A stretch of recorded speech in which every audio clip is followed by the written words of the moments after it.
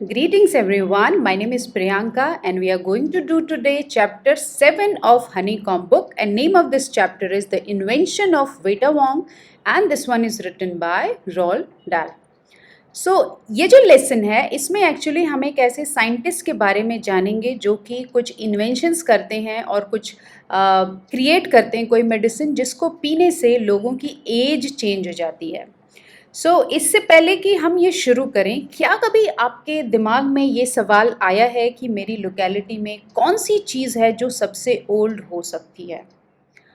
कुछ लोगों को लगता होगा कि ये पर्टिकुलर ट्री सबसे ओल्ड है मेरे एरिया में, मेरे सिटी में या मेरे मोहल्ले में। ये जो ट्री है मे बी ये सबसे पुराना है।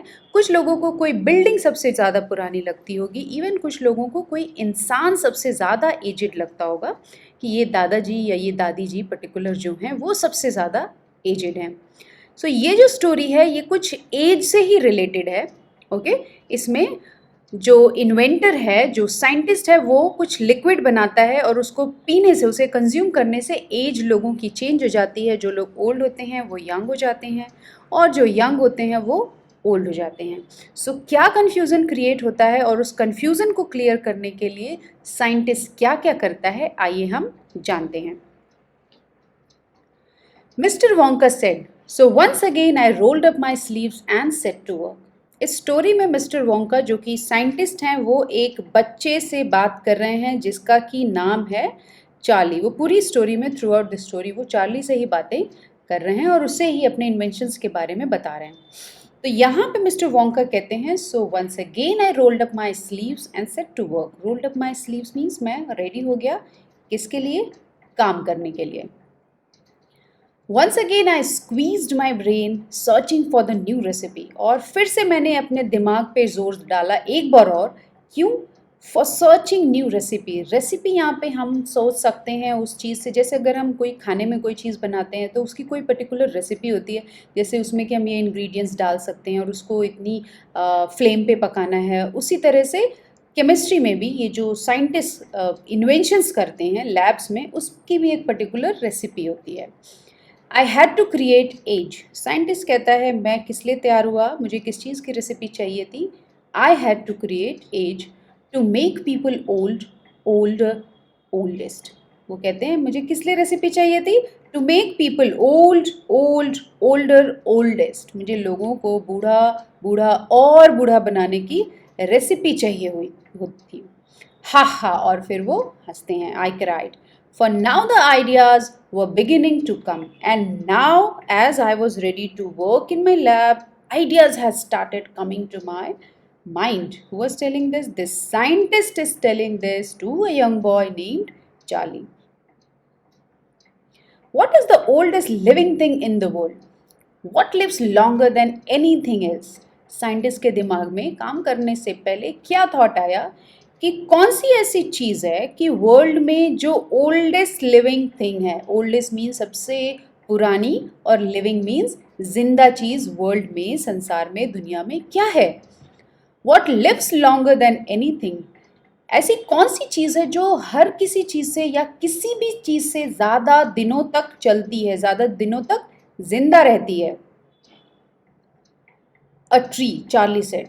तो चार्ली इसका जवाब देता है मे बी एक ट्री। फिर right you are Charlie. Scientist Charlie को कहते हैं, मिस्टर वोंका चार्ली को कहते हैं, right, you are right Charlie, but what kind of a tree? Because हर पेड़ की एज तो अलग अलग होती है, सारे पेड़ों की एज तो बहुत ज़्यादा होती नहीं है। So what kind of a tree? Not the Douglas fir. Douglas fir तो नहीं हो सकता वो ट्री जो कि सबसे ज़्यादा दिनों तक जिंदा रहता है। डॉगलेस फर एक तरह का ट्री है जो पाइन शेप्ड ऐसा होता है, जो हिल्स पे पाया जाता है, इस तरह का ट्री होता है। उसकी बात यहाँ पे साइंटिस्ट कर रहा है। Not the oak, not the cedar, no no my boy. वो कह रहे हैं ओक भी नहीं और सिडार भी नहीं, ये दोनों टाइप के ट्रीज भी नहीं। ओक ट्री और सिडार ट्री जो होते हैं ये बहुत ही स्ट्रॉन्ग वुड वाले ट्रीज माने जाते हैं। It is a tree called the bristlecone pine that grows upon the slopes of Wheeler Peak in Nevada, USA. तो साइंटिस्ट कौन से ट्री को यहाँ मेंशन कर रहे हैं? ये एक ट्री को मेंशन कर रहे हैं जिसका नाम है ब्रिसलकोन पाइन। वो एक पाइन ट्री है और वो कहाँ ग्रो होता है? वो ग्रो होता है व्हीलर पीक एक है नेवाडा में जो कि यूएसए में है। पीक यहाँ पे माउंटेन की बात हो रही है, एक माउंटेन पीक है, वहीं पे पर्टिकुलर ये ट्री ग्रो होता है। You can find bristlecone pines on Wheeler Peak today that are over 4,000 years old. This is fact, Charlie. फिर साइंटिस्ट चार्ली को कहते हैं चार्ली, ब्रिसलकोन पाइन्स जो है अगर तुम व्हीलर पीक पे जाते हो तो आज की डेट पे भी तुम ऐसे ट्रीज, ऐसे ब्रिसलकोन ट्रीज वहाँ पे देख सकते हो जो कि ओवर 4,000 ईयर्स ओल्ड हैं, वो 4,000 साल पुराने हैं। दिस इज फैक्ट, और दिस ये एक तथ्य है, ये सच है चार्ली।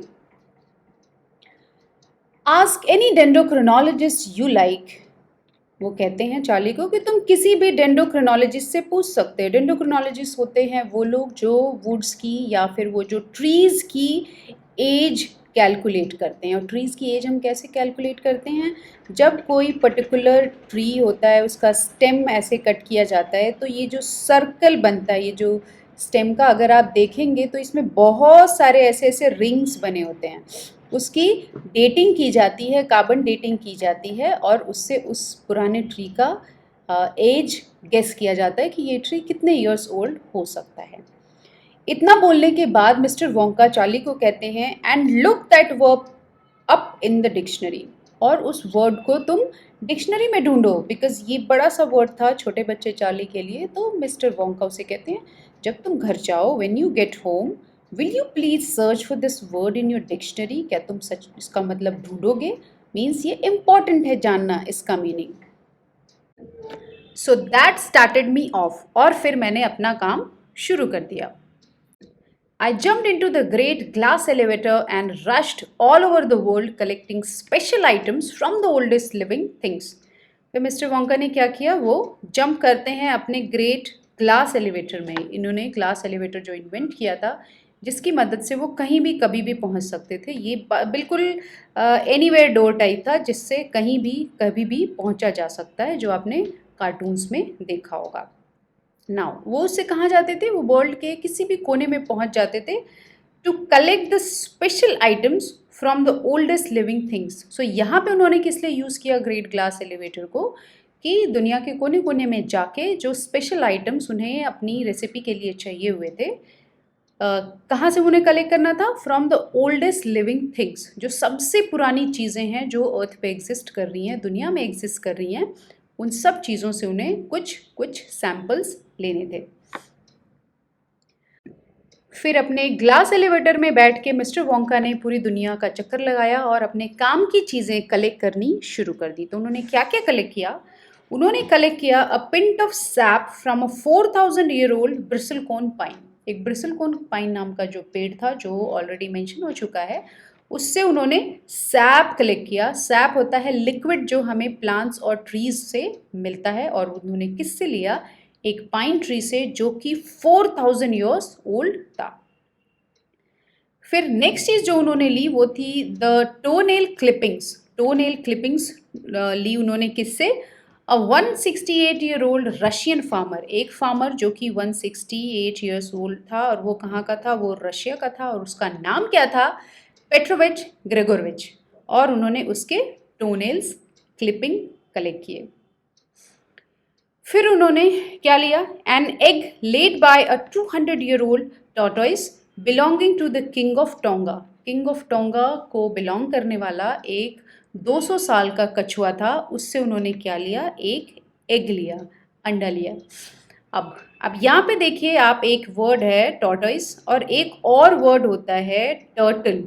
ओके, अगर आपको इसका डिफरेंस पता है कि टॉर्टोइस और टर्टल में क्या डिफरेंस है तो आप कमेंट बॉक्स में लिखिए, और अगर आपको नहीं पता है तो इसे पता करने के लिए आप हमारा चैनल इंग्लिश एकेडमी ज्वाइन करिए। इस पे आपको ऐसे ही बहुत सारे अपडेट्स टाइम टू टाइम दिए जाते रहेंगे। नेक्स्ट चीज जो उन्होंने कलेक्ट की वो थी a tail of a 51 year old horse in Arabia. Arabia से एक हॉर्स की टेल उन्होंने ली जो कि हॉर्स की एज क्या थी, 51 year old.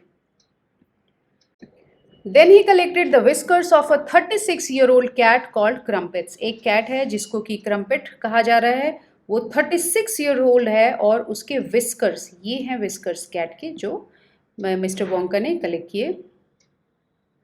After that an old flea which had lived on Crumpets for 36 years, और फिर उन्होंने क्या कलेक्ट किया, एक फ्ली, ये एक इंसेक्ट होता है जो एनिमल्स के ऊपर रहता है और उनका ब्लड सक करके अपनी ज़िंदगी बिताता है। और क्या एज थी इस फ्ली की, वो भी 36 ईयर ओल्ड थी, बिकॉज वो उसी कैट पे थी, उसी कैट पे रह रही थी जिस कैट के विस्कर्स मिस्टर वोंका ने कलेक्ट किए थे। Then Mr. Wonka took the tail of a 207-year-old giant rat from Tibet. फिर वो तिब्बत जाते हैं और वहाँ से उन्होंने एक रैट जिसकी की एज थी 207 साल, उससे उन्होंने उसकी पूंछ ली। The black teeth of a 97-year-old grimalkin living in a cave on Mount Popocatepetl. और इस माउंटेन पे रहने वाला एक 97 ईयर का ग्रिमेल्किन था, उसका उन्होंने क्या लिया, ब्लैक टीथ लिया। What else Mr. Wonka collected was the knuckle bones of a 700-year-old कैटलू from Peru. Peru जाके उन्होंने एक कैटलू जो कि 700 ईयर ओल्ड था, उसकी नकल बोन्स उन्होंने कलेक्ट की। नकल बोन्स ये होती हैं जो आप इमेज में देख सकते हैं। और कैटलू क्या होता है, ये एक काव होता है, उसकी नकल बोन्स इन्होंने कलेक्ट की, कहाँ से, पेरू जाके। That was all for the first video. Second part की वीडियो लिंक आपको डिस्क्रिप्शन बॉक्स में ही मिल जाएगी।